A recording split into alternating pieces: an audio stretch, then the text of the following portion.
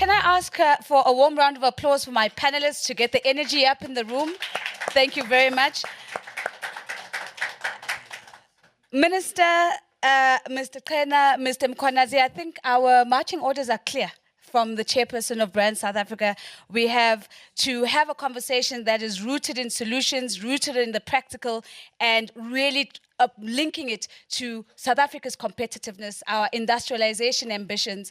And so where I would love to start is maybe, Minister, to put the question to say, as you look at the development of the critical minerals sector, what are you seeing as the nascent opportunities that are ripe for the picking for South Africa? But also, let me be difficult, Minister. What are you also seeing that could potentially lead us down the route of another scramble for Africa? And the reason why I raise that is that we can raise our cautiousness around some of the things we need to be looking out for as this particular sector evolves. Well, thank you very much and good morning. Firstly, let me say that the scramble is happening. The scramble is already there. In fact, if you look at the Lupito corridor, investment in infrastructure, but it's investing in pit to port. It's investing in taking the minerals out of the continent and getting them across the Atlantic Ocean. So we need to ensure that our discussions mature enough at a pace fast enough, and our instruments of solutions are implemented sooner enough to ensure that we're able to reverse this trend. And I think that in many ways, it's one of the first opportunities that we should take.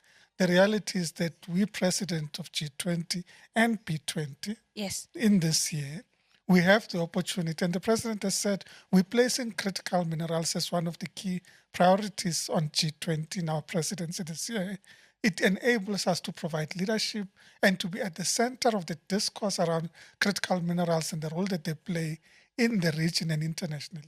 So that's the first opportunity, and we shouldn't lose that opportunity, both as government and business, to provide leadership and solutions to the extraction and beneficiation of the critical minerals and to ensure that we're able to maximize value and benefit.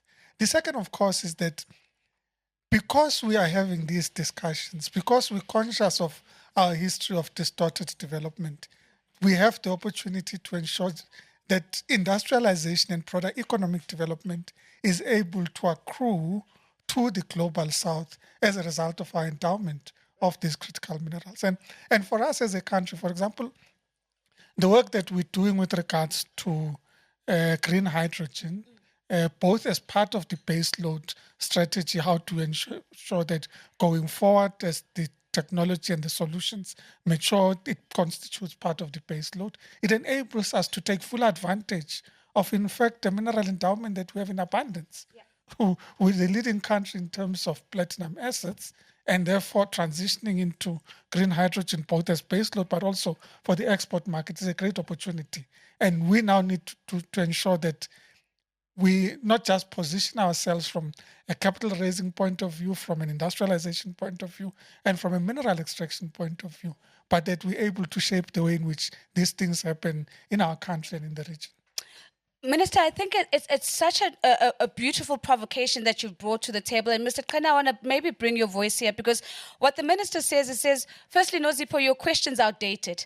The train has already left the station. We're already seeing another scramble for Africa. But he says we have a unique opportunity, a window for us to really exert our leadership and turn this trend around. My challenge with this, Mr. Kena, is that we've been talking beneficiation for decades in the South African context. In your view, what might we need to do differently to really expand the beneficiation capacity of South Africa in this regard? And so these investments that are going from pit to port, actually that trajectory is challenged. Thanks, Nos. You are correct. We've been talking about this for a very long time. But it means we have not collaborated to the extent that we should have, both business and government. Business on the government on the policy side, but on business on the actual ensuring that we implement, not only on finance, but as we extract that we are conscious about that. I mean, the African free trade provides us an opportunity. As you said, the resources, as the continent, we are even blessed, but we know most of the processing does not happen there. I know we're working hard on the energy side. That is why, as Exaro, we are very key in that whilst we provide energy, be it from fossil fuel, but the commitment to ensure that we transition to renewable happens. So as you extract some of these resources, if you don't have energy, it is not possible. So it talks to, have we invested enough on infrastructure? I don't think it is. We have an opportunity.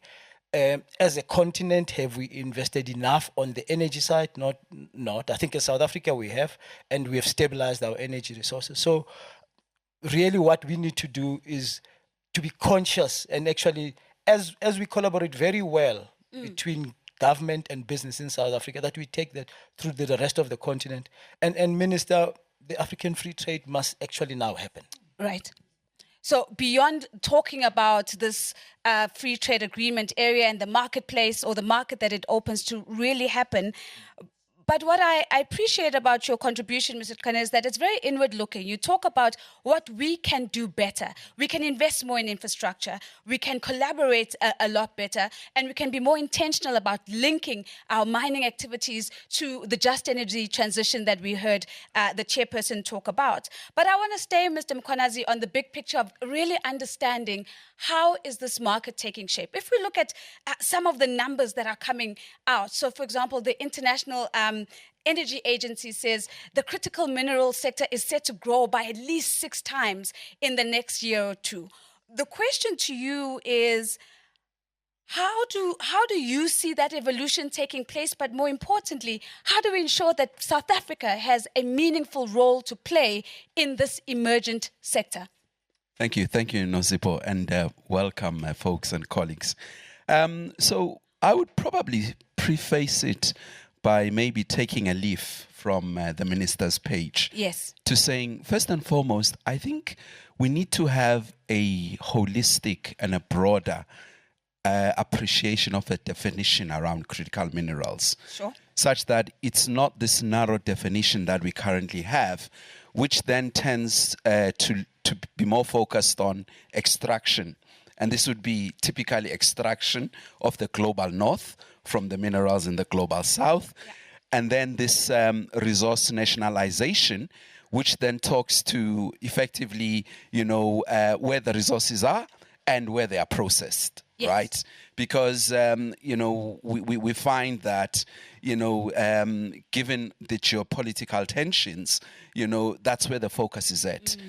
So if we, however, then say, okay, well, if we look at the world and we look at the path and the journey that we're on to a decarbonized world, right, and a green economy, there are probably three mega trends that we need to embrace.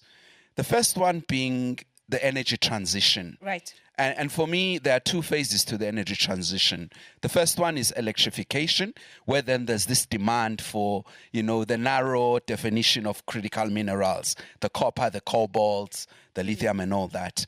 But there's a second phase to electrification, which involves hydrogen, right, where you start to see the need for platinum group metals. Mm-hmm.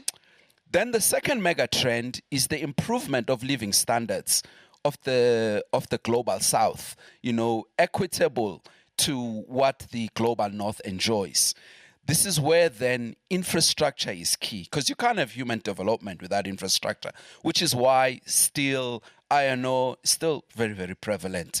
And then the third element is the recognition that, there's a third trend, which is food security. Right. Because populations are going to grow 2 billion by 2050, 1 billion of those in Africa. So therefore, the contributions to food security, whether it's arable land, fertilizers, is quite key. Which is why for us as Anglo-American, if you look at our strategy, our focus is very much positioned at serving those needs. Now, from a critical minerals perspective per se, I think Africa, we have a huge opportunity. If you look at the fact that well over 50% of the resources are in Africa. Yeah. I mean, cobalt, 48%, manganese, 47%, platinum group metals 80%, chrome 80%. And in fact, when you look at even the producing of manganese, South Africa accounts for 35%, Gabon 15%.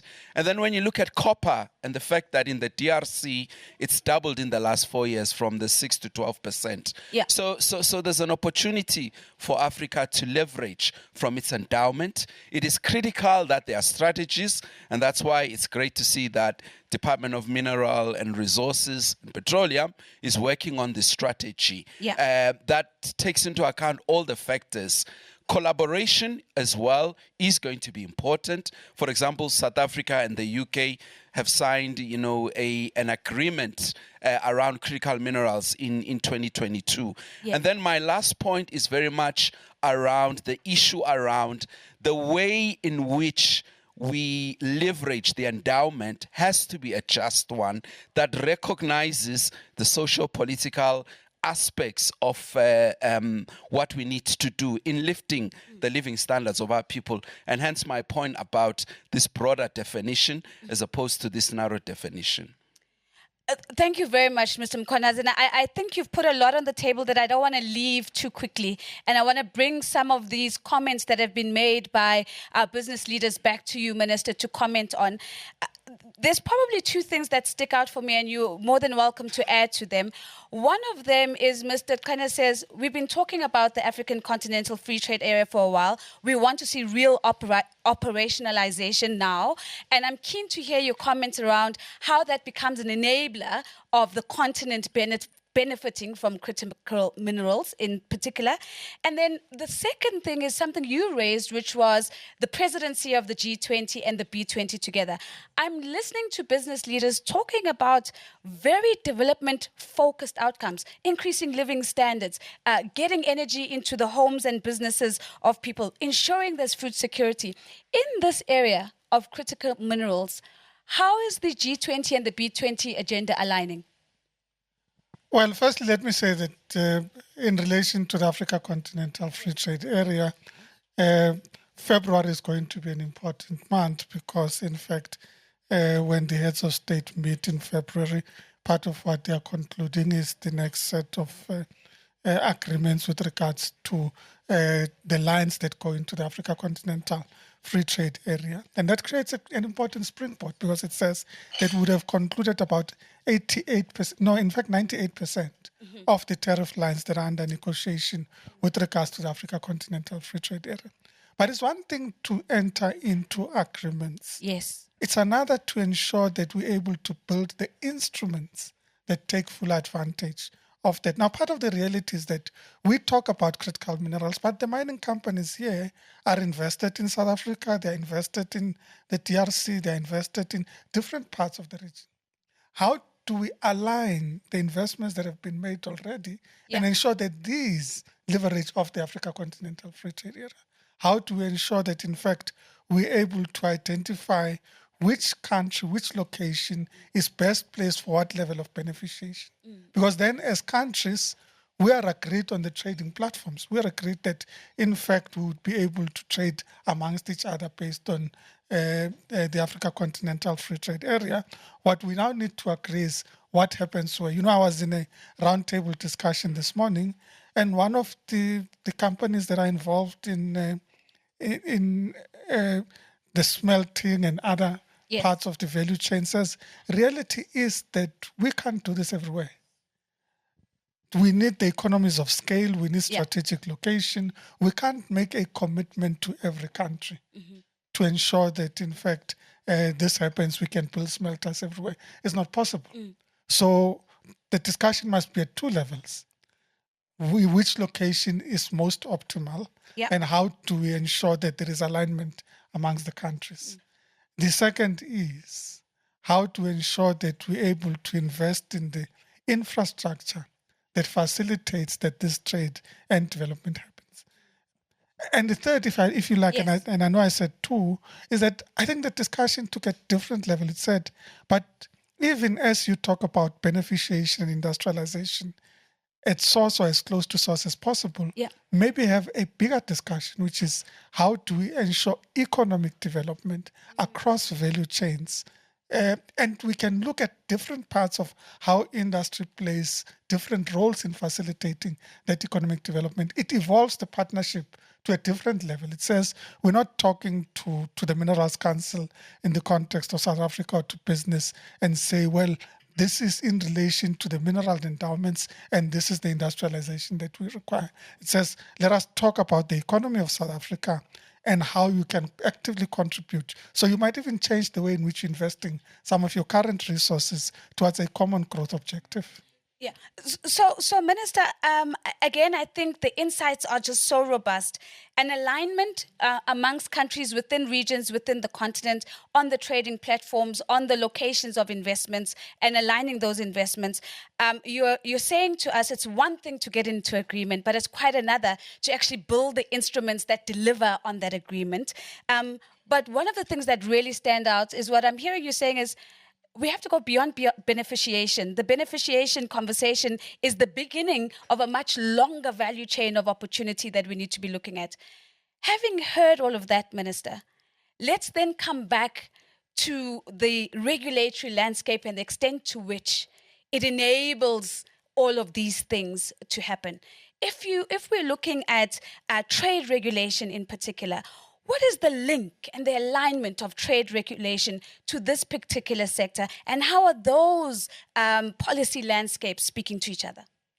And this environment is evolving within the context of protectionist policies, and these protectionist policies being adopted at different levels, including, in fact, introducing instruments that are considered and presented as climate change-related instruments, but in reality have become protectionist policies. And let me make an example about a trading issue that's currently topical between us and the EU, which is about green aviation fuel.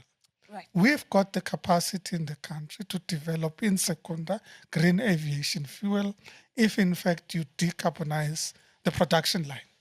Okay. So, in essence, the generation of energy in the production line that produces through the Fischer-Tropsch technology, green aviation fuel already exists.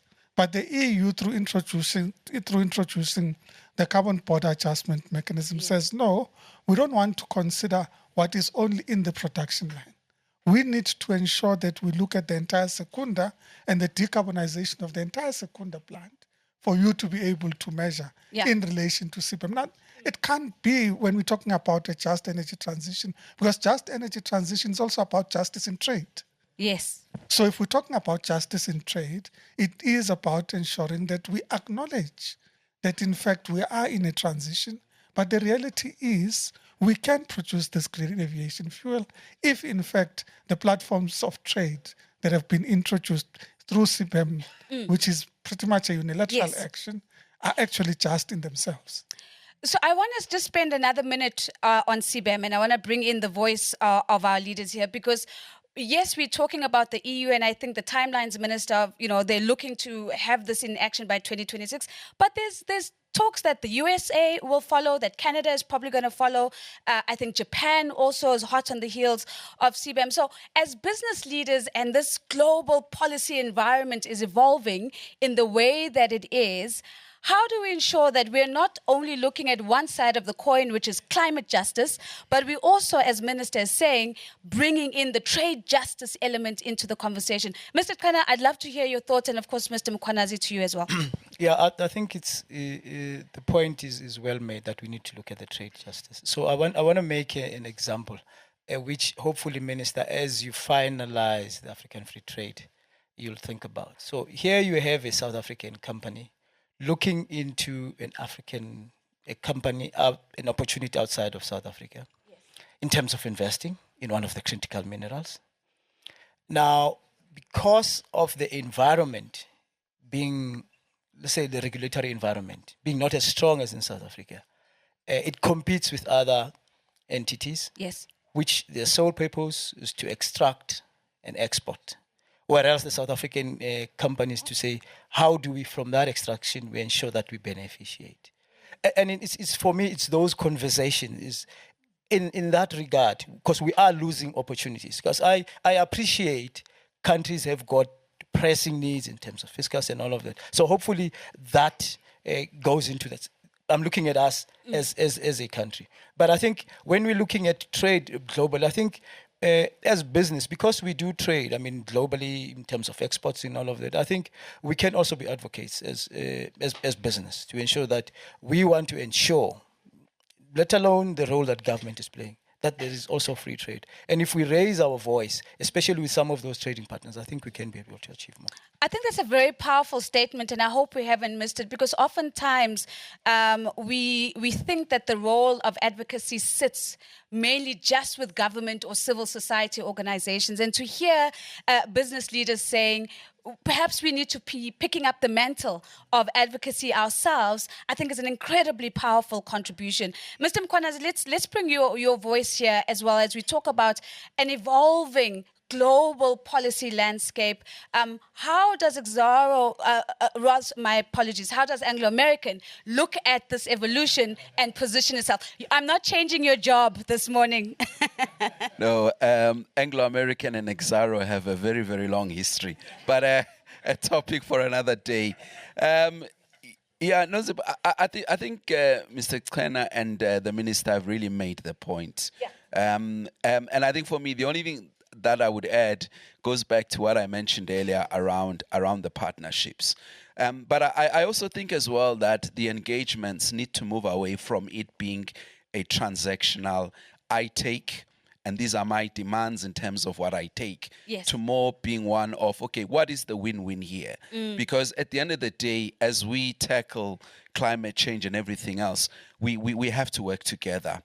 I think for me as well, there has to be an element of recognition that, and I think it's the point that the minister is making, that even today, you know, based on some of the specifications and the limits, I mean, take for example, the PGMs, you know, just by, you know, increasing some of the requirements around specifications can lead to more demand, right? Which therefore benefits us, you know, as the producing countries of the world. And we should be seeking those opportunities as well, because we should be moving away from a zero-sum game where winner takes all, which is probably the underlying approach that we currently have at the moment. But at the end of the day, it's got to have to be around these partnerships and true win-win engagements.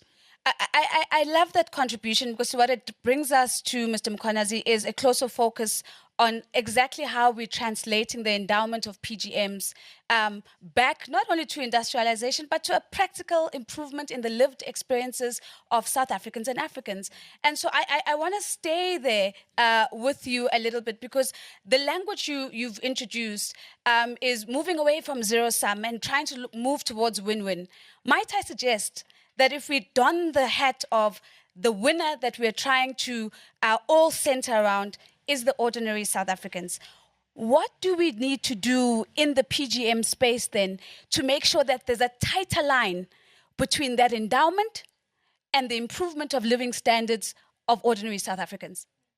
Yeah, I mean, it's a really exciting space, and it's one that excites me, you know, a lot when I think about the role of the PGMs, because first and foremost, it's a recognition that we have natural resources: sun, water, and wind, right? Yes. And we have that in abundance in Southern Africa. And then we have obviously the minerals. And of course, PGM is one. So, and again, I said it earlier, phase 2 of the transition, which relates to hydrogen. Yes. Both from a energy in the production of electricity, because PGMs like iridium are used in, you know, electrolyzers that produce hydrogen. But then there's the fuel cell technology, which powers mobility and haulage. And the advantages of fuel cells are you don't have these heavy batteries, right? You have longer range because it's a lighter vehicle, because you're basically just putting in gas or liquefied gas in the form of hydrogen. And then the other thing as well is that, and most people are not talking about, is when your batteries are exhausted, the whole recycle, you know, and the impact of the battery metals in terms of the mining and where they are coming from. So for me, PGMs produces a unique opportunity. And again, if I pivot away from this zero-sum game, Yes. then you start to think about a hydrogen economy, right, in Southern Africa that leverages the wind, the water, and the solar, and the PGMs. Yes. Then you start to think about industrialization, in the production of green metals. That's the real opportunity that then improves, the livelihoods of the people, and that's the opportunity for me that PGMs. And then the other thing for me as well, because it talks to this holistic view. South Africa is strategically positioned between the East and the West, Right. from a geographical perspective. When you start to also think about processing, right, there has to be a drive for processing within South Africa, but we also know that our partners, in the Middle East, such as Saudi Arabia, the Qataris, and the Emiratis, they are also quite interested in some level of processing, but the quid pro quo is also investing in our infrastructure in South Africa. So when you start to look at this, not just from a sub-Saharan region, but from a broader region, you can start to see some exciting things that come out of all of this.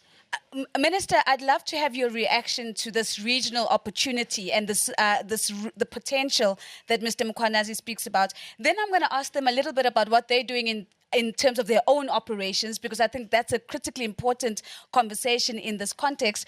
And then maybe we'll take a question or two from the audience before we wrap. But Minister, your thoughts around how the PGM opportunity translates into a regional opportunity and potentially even a continental opportunity, as Mr. Mkhwanazi says. Firstly, as you were saying, we're in a strategic geographic position. I also wanted to say also geopolitical position, because in fact, we don't always celebrate the fact that having adopted an unaligned approach as a country enables us to have access to different parts of the world in a way that many countries actually do not have. And I think it's an opportunity that we should use, the ability to be able to converse across the board and to break barriers, break down barriers that exist is a great opportunity, and we should continue to use it and leverage on it. But coming back to the point that you're raising, I mean, I just wanted to say, so let's just go and do it. I mean, we agree. Yeah. We agree. So we need to kind of align the efforts. We need to say, well, these are the investments happening here. This is the beneficiation happening here. This is how we mobilize the DFIs to support these initiatives. These are the infrastructure investments that need to happen. This is how we engage the DBSA to be able to do this. This is how we create incentives that facilitate these things. Because remember, this opportunity is not going to be around forever. Yeah. The window of opportunity is quite limited. And we have, in fact, in my mind, we have this year in which to have clarified what are the next steps. Yeah. And the commitment that has been there between business and government to do that is very exciting. It's an opportunity that, in fact, gives us that. There's the impetus that the G20 gives us, and there's the reality that we are aligned in terms of thinking. It is about the next steps. It is about almost going back to the world and saying, yes, you agree to contribute to the JET IP fund, Yes. but in reality, this is how we think the fund could be deployed in a manner that's more optimal. So we set the business case, and the business case is not set somewhere else. We set the business case. You've made an investment commitment. We now want to ensure that this investment, that there's value for money, that we're able to determine the ROI on this investment. But we want to be able to be there when this agenda is set. It can't just be, we've committed $8.5 billion US. These are the conditions that we set for you. Let's change the situation around and say, we've identified what needs to happen. This is where these investments would be able to go. Minister, I think you've already addressed the question I was going to close on with you, which was, of course, the effectiveness of some of these financing instruments and funds that have been set out to say it's one thing to have the fund in place, but how effective is it in terms of it really being the bridge that allows countries like South Africa and other developing countries from the global south to meaningfully participate. And what I'm hearing you say is we need to reimagine a little bit and put pressure from our own perspective into those funds. Have I heard you correctly? You've heard me correctly. So why is carbon trading happening outside Africa and we're not active in the market? We have a mature capital market structure and an economy that's mature to be able to do these things. So why don't we start thinking differently? Why should, in fact, somebody else be thinking about an exchange, let's say a critical minerals exchange or a platinum exchange, and think about it somewhere else when the endowments are with us? This is the opportunity. And some of the instruments are not always in government. Yeah. Some of these instruments are about government creating the appropriate policy framework, the support mechanisms, and enabling the markets to do what they do best. Enabling the markets to do what they do best. So my final question to you, gentlemen, and in case you've been provoked by the minister, please feel free to react to what he said. But the question I want to go back to is his call to action to say, let's just go and do it. And I want to be a little bit cheeky and say, but can we do it while ensuring that our own operations have a reduced carbon footprint and that we're using green technologies in our own right? And so comment from you, Mr. Kleiner, comment from you, Mr. Mkhwanazi. How are you integrating green technologies to also be a part of a low carbon footprint solution? Thanks, Nozi. So Minister, you've got a new tagline. Okay. So as Exxaro, I mean, we have committed to be carbon neutral by 2050. We already are in the renewable space as a coal mine, but it's over and above that. We're looking at other minerals, particularly the critical minerals, because we see the role they play. But for us, it's a long-term play. I mean, to say and we're not shy about that. I don't think we should be shy about what we have. Is to say, how do we use then the ability that they are in the continent, and to ensure that we help in the ultimately industrialization of the continent. So we are very active. We are looking. We don't have projects yet. I'm a listed entity. I must be careful what I say and I don't say, but we're making good progress in that regard. So we're committed to ensuring that we're getting other minerals so that we are indeed, when we say we want to be carbon neutral, we are indeed at that. I mean, the issue of using technology is very critical, because that means even your employees that are coming in have to be up to speed. So, and we're using that at the base of that. But also the issue of data, Mr. Mkhwanazi would know, in the mining space, data plays a very critical role. So we have to ensure that our data is indeed up to speed. Yeah. We are committed, we are active. So those are the key words I'm lifting from that contribution. How would you counter that? How would you add to that? How would you do one better, Mr. Mkhwanazi? Well, I'm not quite sure whether I'd do one better. I mean, we're 150% aligned with everything that Mr. Kleiner has said, and also the minister. I would just say that clearly our strategy, our accelerated strategy, is very much focused on exactly that, particularly in the provisions of these minerals. Because the one aspect that we didn't talk about is, well, where are these minerals going to come from? Yeah. And the fact that, from concept to first dig, it normally takes 20 years, to build a mine, as an example, let alone when you start to think about the downstream processing capacity. The second one as well, that I would also say for me, is that we are acutely aware that, we also need to lead the way in terms of this.